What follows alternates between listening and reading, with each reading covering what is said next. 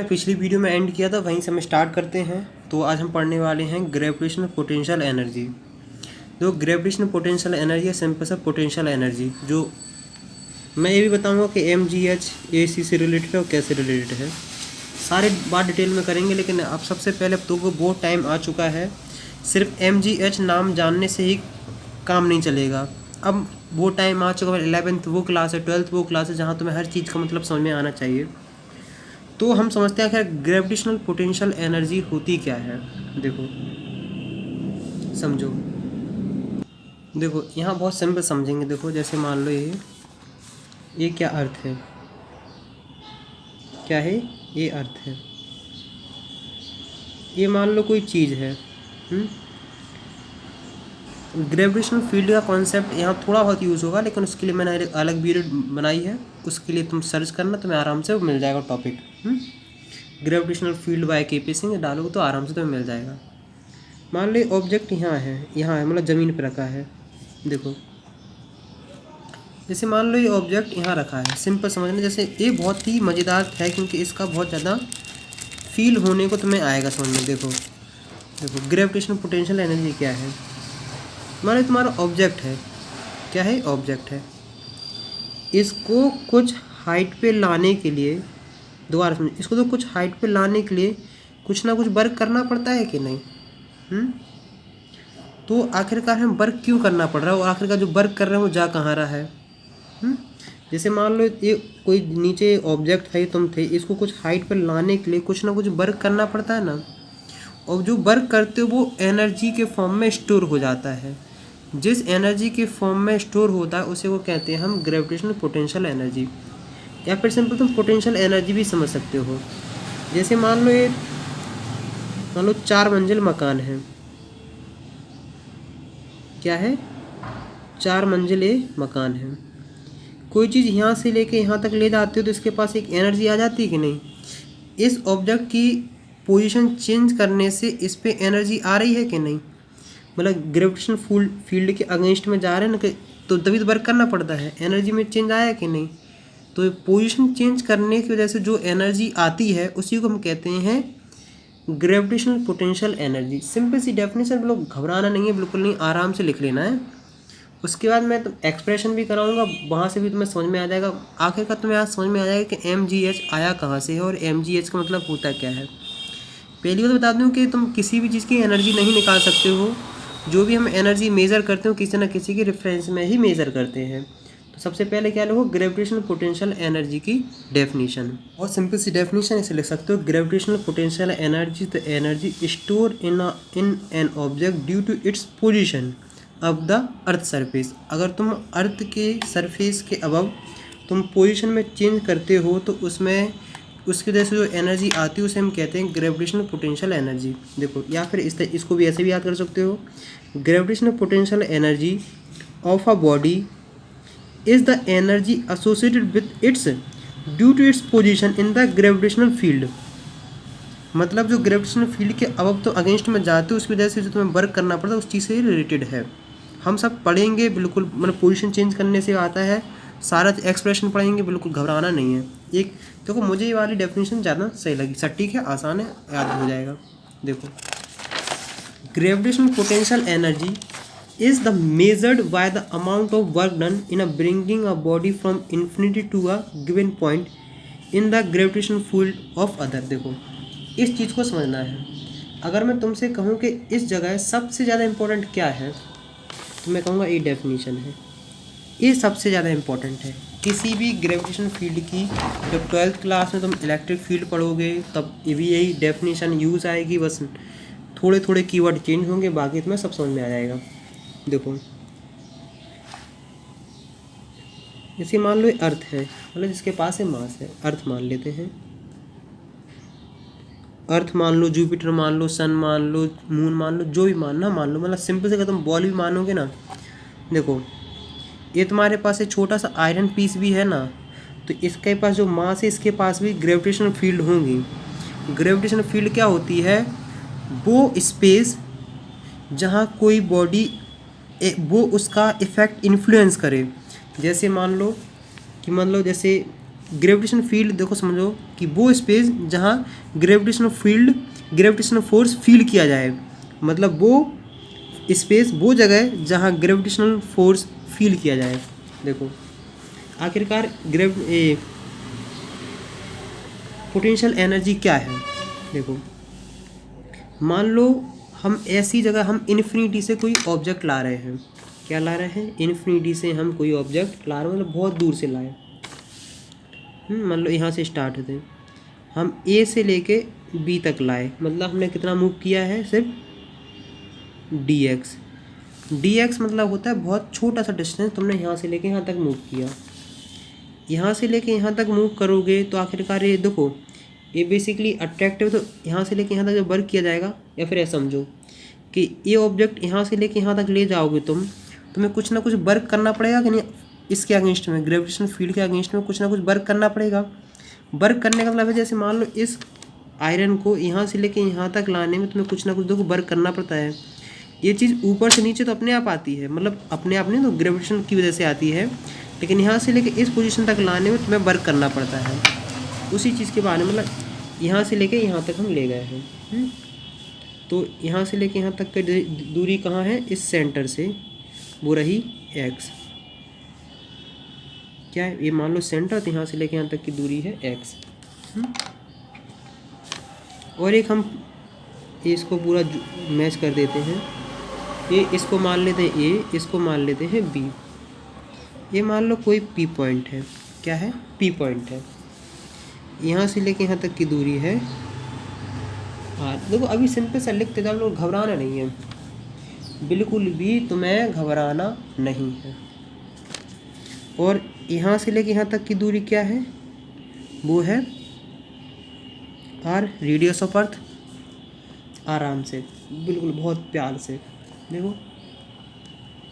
अगर हम पूछें, क्या पूछें कि इस ए पॉइंट पे ग्रेविटेशनल फोर्स कितना होगा। मान लो यहाँ मान लो कोई ऑब्जेक्ट है जिसका मास m है, तो हम पूछेंगे कि ये ऑब्जेक्ट कितना ग्रेविटेशनल फोर्स फील कर रहा है।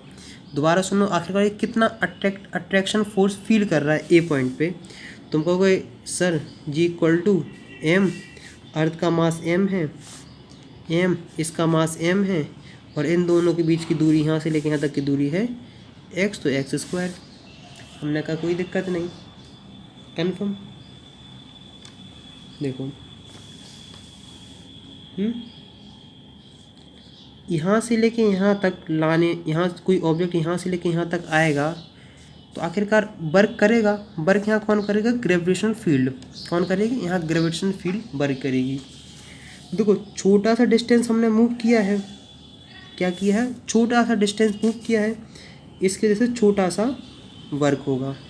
मुझे पता है कि यहाँ थोड़ा समझने में दिक्कत हो रही होगी, लेकिन थोड़ा दिमाग लगाओगे तो आएगा, क्योंकि मेन फील 12th क्लास में होता है। क्योंकि 12th क्लास में से बहुत रिलेटेड क्वेश्चन होते हैं, तो बिल्कुल हर चीज़ तुम्हें पोटेंशियल एनर्जी से रिलेटेड सब कुछ होता है। जब पहली बात देखो, दिक्कत इस बात की नहीं कि हमें कुछ नहीं आता, दिक्कत इस बात की कि हमें बहुत कुछ आता है।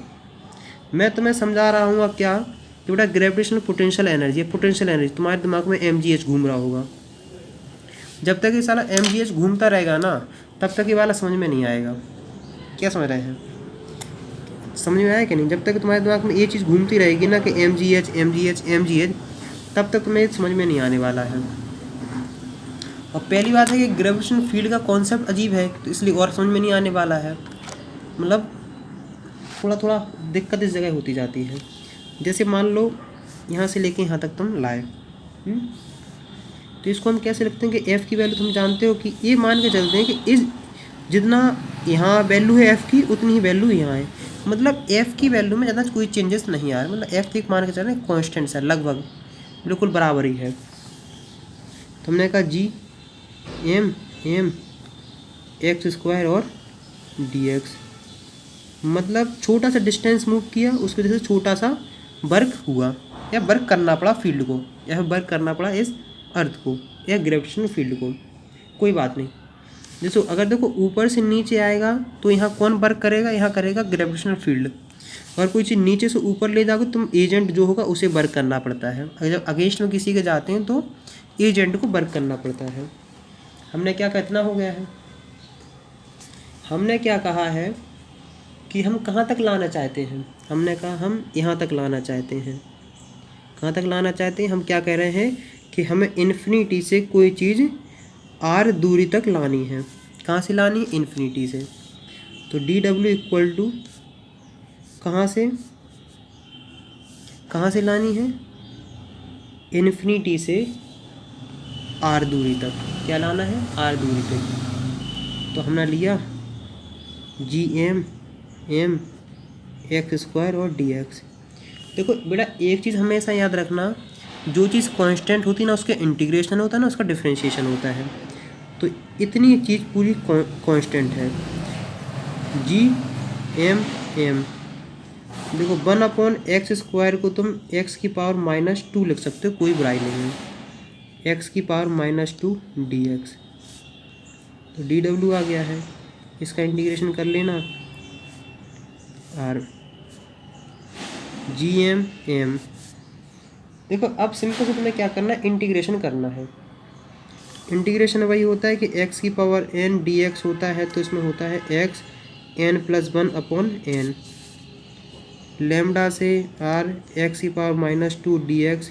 तो हम सॉल्व करके लागो तो जी एम -1/x लैम्डा से r। इंटीग्रेशन कर लेना, कोई बड़ी बात नहीं है। पहले अपर लिमिट रखते हैं, फिर हम लोअर लिमिट रखते हैं। 1/∞ का आंसर 0 होता है, तो उसमें कोई बड़ी बात नहीं है। Gm/m तो आ रहा है -1/r, मतलब वर्क करना पड़ेगा इतना। क्या हो रहा है, वर्क की जो वैल्यू आ रही है वो आ रही है कि वर्क इक्वल टू -Gm/r। थोड़ा बहुत समझ में आया कि नहीं, क्या हो रहा है।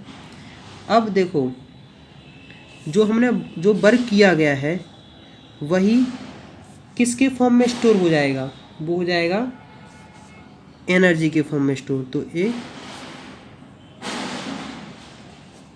ये रहा।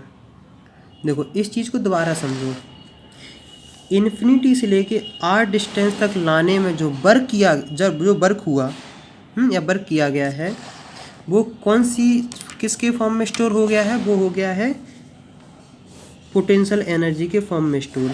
इसका मतलब ये है कि P पॉइंट पे, क्या इस पॉइंट पे इस जो ऑब्जेक्ट है मास, इसके पास m मास है, उसके पास पोटेंशियल एनर्जी पता कितनी है,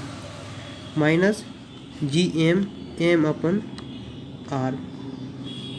यहाँ तक कोई दिक्कत, कोई समस्या? मुझे तो लगता है बहुत ज़्यादा दिक्कत हो रही होगी क्योंकि समझ में बहुत कम आ रहा होगा, लेकिन कोई क्या करें। देखो जो चीज़ है तो समझनी, तो थोड़ा बहुत दिमाग लगाना पड़ेगा, क्योंकि पहली बात है इंटीग्रेशन, दूसरी बात यहाँ ये नॉन कॉन्टैक्ट फोर्स के बारे में बात करें तो मैं समझ में नहीं आ रहा होगा कि आखिरकार क्या है। बेटा यकीन मानो पूरा 12th क्लास में यही भरा पड़ा रखा है, पहली बुक में तो यही भरा पड़ा रखा है कि चार्ज के बारे में, ये बारे फलाना ढकाना ढिमकाना। अब देखो किसी के दिमाग में आ रहा होगा कि भैया सर इस नेगेटिव का क्या सिस्टम है, क्या है कि इस नेगेटिव का आखिरकार क्या है। देखो इसमें लिखो it indicates that the potential energy is due to gravitational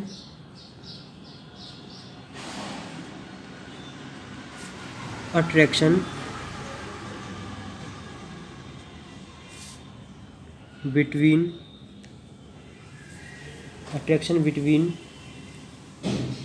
the earth and the body। तो यहाँ तक समझ में आया है, कोई दिक्कत, कोई समस्या? देखो एक चीज़ और समझ सकते हैं कि अगर नेगेटिव का मतलब है कि नेगेटिव जो वर्क किया जा रहा है वो ग्रेविटेशनल फील्ड के द्वारा किया जा रहा है, मतलब ये अट्रैक्शन फोर्स की वजह से ये वर्क किया जा रहा है। तो इतनी हमने समझ लिया है, यहाँ तक कोई दिक्कत, कोई भी समस्या मेरे हिसाब से तो नहीं होनी चाहिए। इस नेगेटिव का तुम ये भी कह सकते हो, क्या कह सकते हो कि पोटेंशियल एनर्जी एट ए क्या है, potential energy at A is greater than potential energy at B. मतलब तुम अर्थ के जैसे जैसे पास आते जाओगे वैसे वैसे पोटेंशियल एनर्जी घटती जाएगी, और अर्थ से तुम जैसे जैसे दूर जाते जाओगे पोटेंशियल एनर्जी बढ़ती जाएगी। इसमें और भी अगर थोड़ा और समझने की कोशिश करते हैं, देखो सुनो, जो ऑब्जेक्ट है जिसका मास m है वो इन्फिनिटी से r दूरी पे ला रहे हैं, क्या इन्फिनिटी से r पे ला रहे हैं, तो यहाँ जो बेसिकली वर्क किया जा रहा है वो किया जा रहा है ग्रेविटेशनल फोर्स ऑफ अट्रैक्शन की वजह से। तो यहाँ लिख लो work is done by gravitational force of attraction. क्या है? Gravitational force of attraction. और अगर ऑब्जेक्ट m जिसका मास m है r दूरी से इन्फिनिटी पे ले जाओगे तो यहाँ work is done by agent, मतलब कोई ना कोई एजेंट होगा कि नहीं। इतना मुझे उम्मीद है कि थोड़ा बहुत समझ में आ गया होगा। अब इसके हम स्पेशल केसेस करते जाते हैं। देखो अब एक पहला पॉइंट लिखो, क्या लिखो कि जैसे जैसे r की वैल्यू तुम इंक्रीज़ करोगे, r की वैल्यू इंक्रीज़ करोगे तो पोटेंशियल एनर्जी भी इंक्रीज़ होती जाएगी। क्या होती जाएगी? पोटेंशियल एनर्जी भी इंक्रीज़ हो जाएगी। और अगर हम कहें कि मैक्सिमम पोटेंशियल एनर्जी कितनी होगी, मैक्सिमम पोटेंशियल एनर्जी होगी वो होगी 0, कि अगर if it become 0 it's mean it is maximum, मतलब मैक्सिमम पोटेंशियल एनर्जी 0 हो सकती है क्योंकि बेसिकली अट्रैक्शन की वजह से हो रही है। दूसरा पॉइंट, मान लो ये अर्थ है, ये यहाँ से लेके यहाँ तक की दूरी है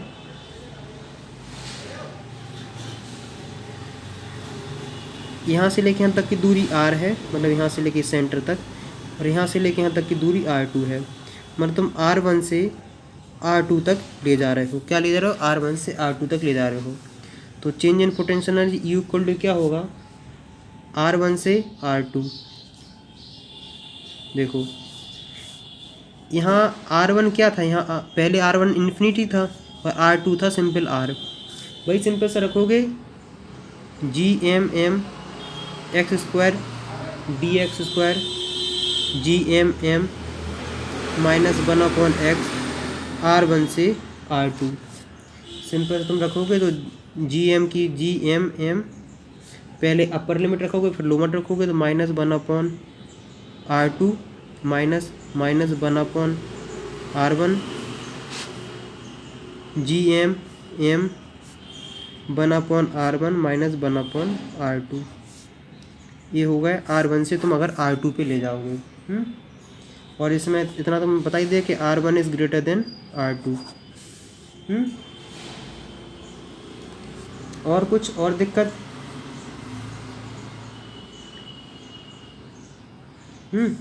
जैसे अगर मान लेते हैं, अब एक क्वेश्चन और है कि अब देखो इसमें थोड़ा रियलिस्टिक होता जाएगा। ये अर्थ है, क्या है? अर्थ है, इसका यहाँ से लेके यहाँ तक की दूरी r है, रेडियस ये सेंटर है। तुम कोई ऑब्जेक्ट इस यहाँ से लेके यहाँ तक ले जा रहे हो। क्या ले जा रहे हो? कोई ऑब्जेक्ट तुम यहाँ से लेके यहाँ तक ले जा रहे हो, तो इसका नाम a रख देते हैं, इसका नाम b रख देते हैं। ओ ए की वैल्यू कितनी है? तुम कहोगे r, ओ ए की वैल्यू r है और ओ बी की वैल्यू है ए एच मान लेते हैं, r प्लस एच। तो यहाँ तो कोई दिक्कत नहीं आ रही होगी। कन्फर्म? देखो ये तीसरा पॉइंट डाल लो, तो change in potential energy equal to होता है क्या? gmm। कहाँ से कहाँ ले जा रहे हो? अब देखो सिंपल है, देखो डेल u इक्वल टू होगा, जो यहाँ तुमने अभी देखा था कि नहीं, क्या देखा था कि u इक्वल टू हो रहा था under root gmm upon x square d x. Confirm है? सेम टू सेम यहीं भी करेंगे। तो इसको तुम जब घुमा के रख, आर से क्या हो जाएगा, आर प्लस एच करोगे, देखना आंसर वही आएगा, तुम्हें कोई दिक्कत नहीं होगी। G M M -1/x, R से आर प्लस एच ले जा रहे हैं। पहले तुम अपर लिमिट रखो, -1/r प्लस एच आएगा, लोअर लिमिट रखोगे तो ये हो जाएगा 1/r हो जाएगा। अरेंज कर लोगे 1/r -1/r प्लस एच। तो यही रहा सेम टू सेम यहाँ answer, 1/r -1/r plus H. हम क्या करेंगे, इन दोनों इक्वेशन में से लेंगे आर कॉमन। आर कॉमन निकालने के लिए होता है कि थोड़ा थोड़ा हल्का फुल्का, बेटा अब तो दिमाग लगाना ही पड़ेगा। अब तो तुम्हें दिमाग लगाना पड़ेगा। तो 1/r कॉमन पता है ऐसे लेंगे, 1/r। तो इसमें तो सिंपल से निकाला आएगा। इसका निकालने के लिए r से ऊपर नीचे मल्टीप्लिकेशन कर दो। जब तुम कोई चीज़ का ऊपर नीचे मल्टीप्लिकेशन करते हो, मल्टीप्लाई करते हो, सुनो अब देखो, डेल देखो G M 1/r -1r plus H. तो यहाँ r से मल्टीप्लाई कर दो और नीचे r से मल्टीप्लाई कर दो, कोई भी चेंजेस नहीं आएंगे। हमने लिया और 1/r कॉमन ले लिया है, अंदर बचा 1 -r प्लस एच। कन्फर्म? कोई दिक्कत, कोई समस्या? मेरे हिसाब से तो कोई भी नहीं होनी चाहिए। अब इस वाले में से r कॉमन लो, r प्लस एच। ऊपर तो कुछ नहीं, नीचे वाली से निकालने में फिर तुम्हें दिक्कत आएगी। तो r 1 प्लस h/r क्या होगा, 1। इसको समझो, इससे कैंसिल आउट, तुम्हारे पास क्या रहे, आंसर रहा 1/1 प्लस h/r। बताइए आखिरकार क्यों कर रहे हैं, G M M R 1 -1/1 plus h/r। Clear? कोई दिक्कत, कोई समस्या? मेरे हिसाब से तो नहीं होनी चाहिए। अभी हम क्या लगाएंगे, यहाँ लगाएंगे हम सिंपल सा ये वाला, कुछ नहीं 1।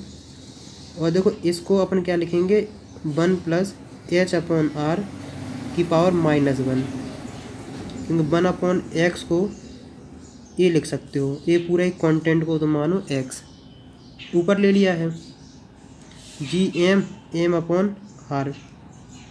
अब यहाँ लगाओगे क्या, सिंपली बाइनोमियल थ्योरम। क्या लगाओगे, बाइनोमियल थ्योरम। तो 1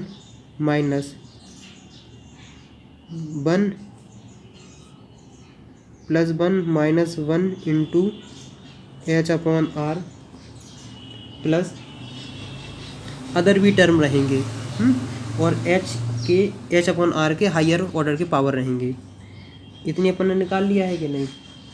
ये रही, जैसे देखो अगर तुमसे कोई पूछे कि आखिरकार मेन क्या है, वो मेन तुम्हारी ये है, G M m/r 1 -1 plus h/r।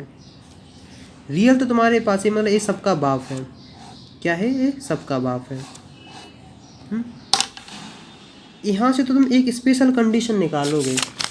Special condition तुम क्या निकालोगे कि अगर क्या निकालोगे, अगर h की वैल्यू बहुत कम है, देखो h की वैल्यू बहुत कम है r से, तब जाके हम क्या करेंगे, डेल u इक्वल टू क्या होगा, डेल u इक्वल टू हो जाएगा जी एम m/r हो जाएगा 1 माइनस h/r।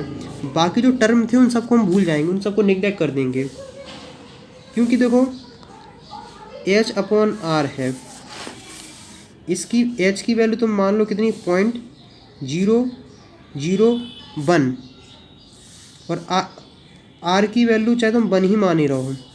तो h/r का तुम स्क्वायर करोगे तो पता कितना होता है, 0.001 का स्क्वायर। इसको करोगे तो होश हो जाएंगे, कितना हो जाएंगे, 1 2 3 4 5, 1 2 3 4 5 शायद इतना आएगा। ये वैल्यू निगलेक्टेबल होती है। तो ये कहा जाता है कि H/R की वैल्यू अगर बहुत कम हो 1 से, तो अदर टर्म को हम निगलेक्ट कर देते हैं। Del U equal to G/M/R, तो 1 - 1 ये H/R कैंसिल आउट। तो डेल यू की वैल्यू कितनी आ गई है बोलो? G/M into H/R into R। तो G/M R² M into H। अब देखो ये वाला तुम्हें क्या दिख रहा है? हमने कहा G इक्वल टू क्या होता है? G/M/R²। तो इसको तुम G नहीं लिख सकते हो क्या? तो इतना G/M/H, तो इसीलिए लिख लेते हैं MGH। कन्फर्म? आज समझ में आया कि ये वाला मेथड क्या है और ये वाला आया कहाँ से है। अगर मैं बोलूँ कि ये वाला पता कब यूज़ होता है? जब H की वैल्यू बहुत कम हो R से। और अगर मैं पूछूं कि इसका बाप क्या है, अगर रियली वाला कौन सा, तो ये वाला तुम्हारे पास ये होना चाहिए। ये वाला देखो, ये रहा। क्या है? G/M/R और 1 - R और R+H। ये है रियल, ये है रियल वाला। कौन सा है? ये वाला है रियल वाला। इसका स्पेशल केस है ये वाला। क्या है? इसका स्पेशल केस ये वाला है और रियल रहा ये। ये वाला मेथड कब यूज़ करते हैं? जब HS, देखो H जो है वो लेस देन या इक्वल टू हो 1% ऑफ R। मतलब इतना मैंने बना के रखा कि अगर 1% से आसपास हो। मैं ये सोचते हैं अगर बहुत ही कम हो, अगर मतलब H की वैल्यू बहुत कम हो R से, तब जाके हम ये वाला यूज़ करते हैं। अगर कोई कह दे कि चेंज इन पोटेंशियल एनर्जी क्या होगी जब H की वैल्यू R के बराबर होगी, या फिर कोई ये कह दे कि H की वैल्यू 2R के बराबर होगी, तो इस चीज़ में तुम्हें समझना पड़ेगा। तो अगर हम पहले ही कंडीशन लेते हैं तो इतना हो जाएगा, तब जाके फिर हम ये यूज़ नहीं करेंगे। फिर हम करेंगे G/M/R 1 - R R+R। तो हो जाएगा G/M/R और 1 - 1/2, ये हो जाएगा 1/2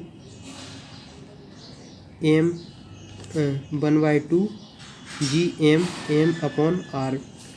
तब होगी सिचुएशन ए। अगर ये रहा इसके लिए, अगर इसके लिए बात करते हैं तो del U equal to G/M/R 1 - R R+2R। R common लोगे तो G/M/R 1 - 1/3, तो 3 - 1/3 2/3 G/M/R। तब जाके इसमें यूज़ करेंगे। तो मुझे उम्मीद है कि यहाँ तक तुम्हें काफ़ी हद तक समझ आ गया क्या जी सब क्या है और ये सब का क्या है। अगर हमें बोल दें कि कितना बोलते हैं, जैसे R की वैल्यू कितनी होती है 6400 किलोमीटर। अगर कोई ये बोले कि H की वैल्यू कितनी है, H की वैल्यू कितनी है 6 किलोमीटर, तो तब तुम इसको यूज़ नहीं करना, तब तुम करना इसको यूज़, क्योंकि ये 6 किलोमीटर बहुत ही आसान, बहुत ही छोटी होती है 6400 के आसपास से, तो तब जाके हम यूज़ करेंगे। तो मुझे उम्मीद है कि यहाँ तक तुम्हें समझ में आ गया होगा आखिरकार रियल मतलब क्या है और आखिरकार इसका डेरिवेशन कहाँ से आया है। समझ में आया कि नहीं? स्पेशल केस है तब का जब H की वैल्यू बहुत ही कम हो R से, तब जाके हम इसको यूज़ करते हैं। अगर R की वैल्यू, H की वैल्यू अगर R के टर्म में करी जा रही बात, तो हम इसको यूज़ कर लेंगे। तो मुझे उम्मीद है कि यहाँ तक तुम्हें काफ़ी हद तक समझ में आ गया होगा। रियल मतलब समझ में आ गया होगा। नेगेटिव क्यों आ रहा है, पॉजिटिव क्यों आ रहा है। नेगेटिव तब आता जब कोई चीज़ ऊपर से नीचे लाई जाती है। देखो डेल यू की वैल्यू नेगेटिव तब होगी जब ऊपर से नीचे लाई जाएगी, नीचे आएगी। और डेल यू की वैल्यू पॉजिटिव तो तुम्हें तब देखने को मिलेगी जब कोई चीज़ नीचे से ऊपर ले जाएगी। और जब कोई चीज़ नीचे ऊपर से नीचे आती है तो नेगेटिव आती है, और जब नीचे से ऊपर ले जाते हैं तो तुम्हें पॉजिटिव देखने को मिलेगी। वैसे हर चीज़ चेंज होती रहती, कोई भी 100% श्योर नहीं बेटा, ये फिजिक्स है, क्वेश्चन के ऊपर डिपेंड करती है वैल्यू क्या होगी। लेकिन एक थोड़ा जनरल है, स्कूल टाइप के लिए बता रहे हैं। अगर IIT नीट, IIT एडवांस इन सब की बात करो तो तुम्हें लॉजिक पता होना चाहिए, तुम्हें कॉन्सेप्ट क्लियर होना चाहिए, तभी तुम क्वेश्चन हिला सकते हो, वरना ऐसे रट के क्या कितना करोगे। तो मुझे उम्मीद है कि यहाँ तक तुम्हें काफ़ी हद तक समझ में आ गया होगा। नेक्स्ट वीडियो मिलेंगे, तब तक जो भी डाउट्स हों और जो भी गलती हों बताते रहा करो। Bye bye.